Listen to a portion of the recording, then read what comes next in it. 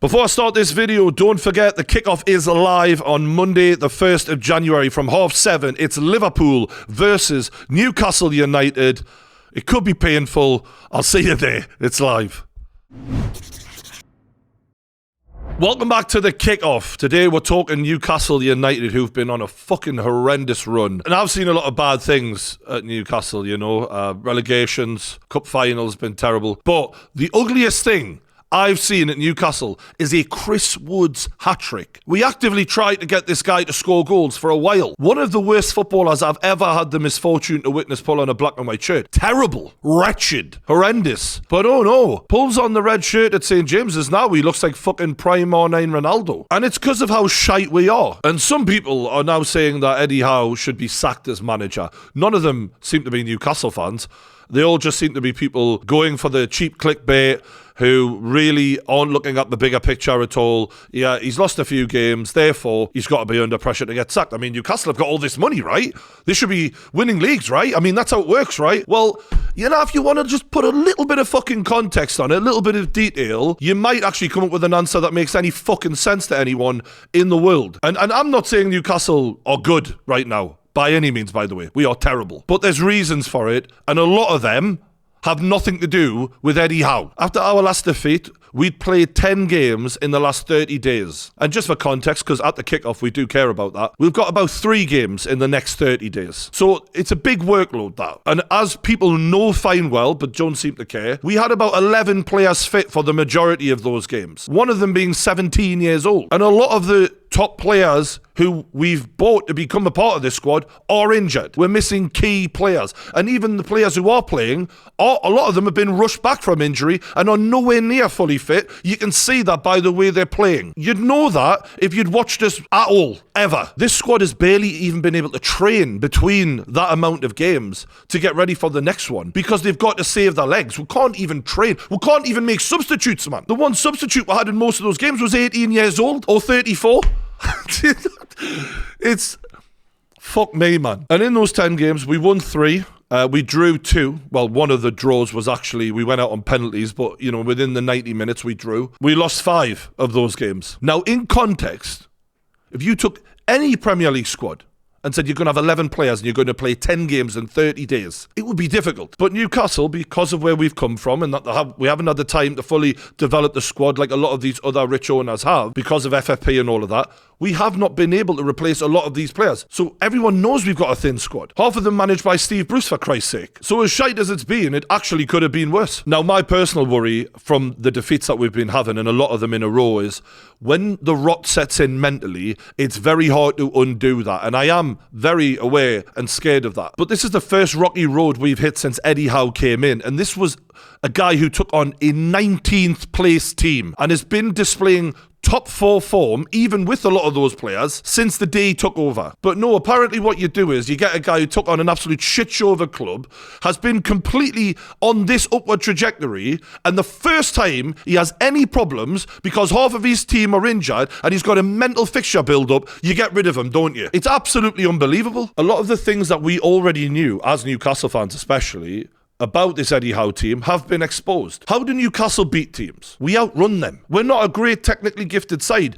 A lot of the players that Eddie Howe inherited from Steve Bruce were never anywhere near the technical level.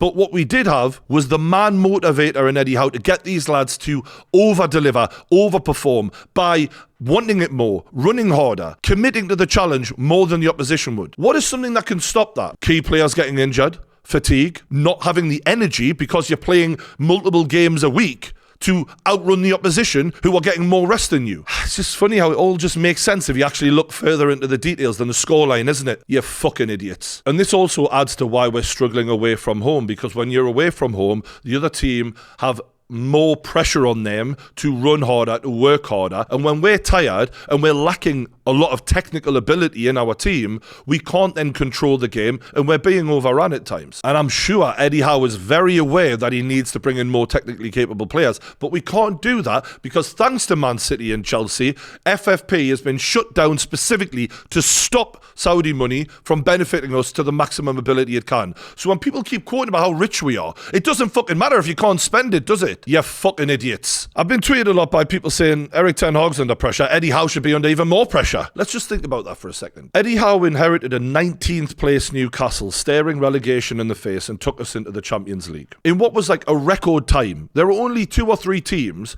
that have, in the history of the Premier League, gone from battling relegation to top 4 that quickly. I think it might even be one team that's ever done it before. Whereas Ten Hag took Manchester United from 6th to 3rd. And he did that by spending more money in less time than Eddie Howe. Oh, and by the way, Ten Hag is now back to 6th place with Manchester United. And Manchester United are having their worst start to a season in like the last 30 years. Newcastle aren't even having our worst start in the last 3 years. Look at the players Eddie Howe's brought in. Look at how much of an improvement they have been on the players we had before. So transfer-wise, Eddie generally is getting it right a lot more than he's getting it wrong. Far more. Now look at Ten Hag's transfers. Got rid of Ronaldo, goal machine. Brought in Wout Weghorst, struggled like fuck. Brought in Højlund, struggled like fuck. Fell out with Sancho. Brought in Anthony, who's been absolutely horrendous. Brought in Mason Mount, didn't need him. Been terrible. Brought in Onana, one of the worst signings I've ever seen in my entire life. The amount of bad signings Ten Hag has made is staggering. The more money they give him, the worse they seem to get. Like, what? Do I need to go on? Again, you fucking idiots. That being said, I do want to single out some of the players and some of the decisions Newcastle are making, because if we are going to fulfill our potential as soon as we can, then some of this lot need fucking pointing out. So for a start, losing our first choice goalkeeper has really hurt us badly. Dubravka is nowhere near the level of Nick Pope. We've brought Dan Burn back from injury very early, and he's clearly nowhere near the level he was last season. This is multiple times in multiple games he's taken up the same exact position and criminally allowed for the opposition to get in behind us. It's not good enough. And especially when we've got Livramento sat on the bench. Livramento cannot start a game on the bench ever again if he's fit. You've got Kieran Trippier, who's on his day, he can be absolutely the best in the world, but he is 33, 34. We need to look after him as he gets older. Livramento is the future of this team, and he's the now. The vast majority of this season, Newcastle have been playing with Fabian Shaw and Jamal Lascelles as centre-back. Jamal Lascelles played in the Championship for us, and yet he's been amazing, don't get me wrong. But when people are talking about the level that we're on, those two combined cost £7 million.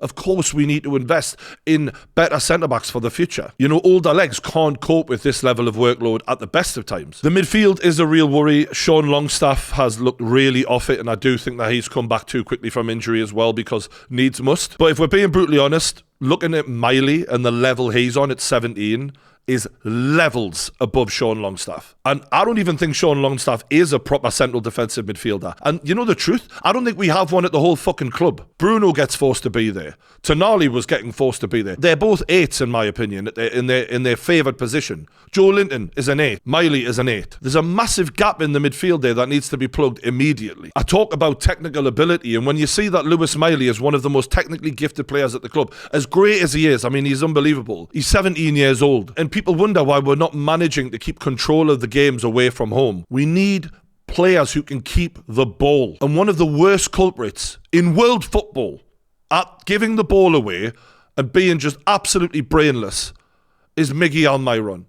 Now, I've always found Miggy difficult to watch because as a footballer, he tries, but he's absolutely fucking useless generally. He's a hard worker who does nothing with it. And the fact that we give him a contract extension after one good season out of, 4, is a joke. And that was a big mistake on our part. But I think that was done because we know we can't afford to go out and spend all this money while FFP is keeping such a close eye on us. So we had no choice.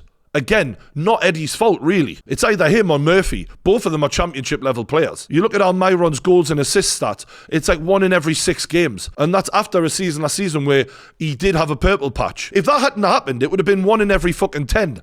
At best. He doesn't contribute enough, and he gives the ball away constantly. And if there's one thing that has staggered me lately, because he makes a million mistakes a game, the amount of one-on-ones he misses and all of that, it's absolutely criminal. But if there's one thing that is unbelievable, it's got to be this. So this is Nottingham Forest. 3-1 goal. The cross is coming towards here.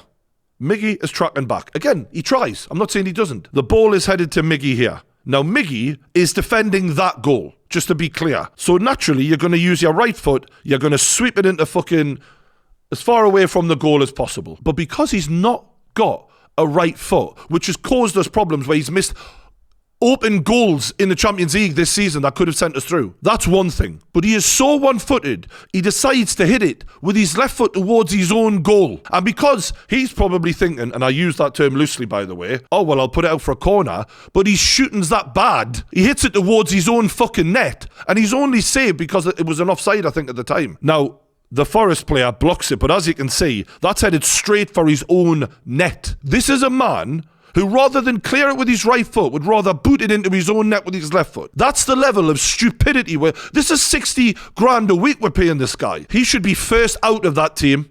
The first one. It's one thing using him as a late substitute or whatever, but the amount of goals and opportunities that he costs us and the bad decisions he makes. I've never seen a more one-footed, brainless footballer in my entire life, and I'm trying to keep this nice, by the way. I don't want to be personal and nasty.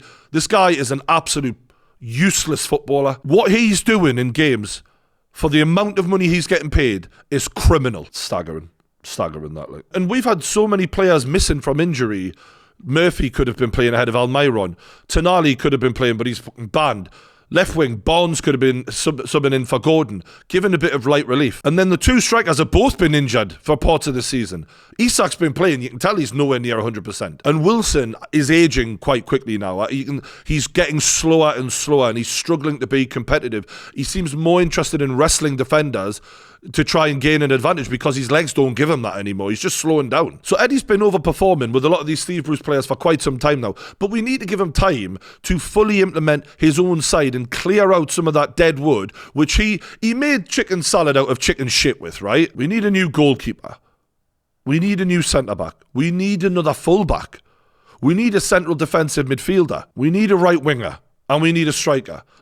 There's a lot that we need in time to actually judge Eddie Howe on, because while we're playing with Steve Bruce players, you can't expect for him to be... The fact that he ever got us into the Champions League in the first place was a fucking miracle. What we're seeing now is the true limitations of this squad. That can't be all put on him. You've got to give him time to get it right. Newcastle getting fourth last season was one of the most overachieving sides in the history of the Premier League.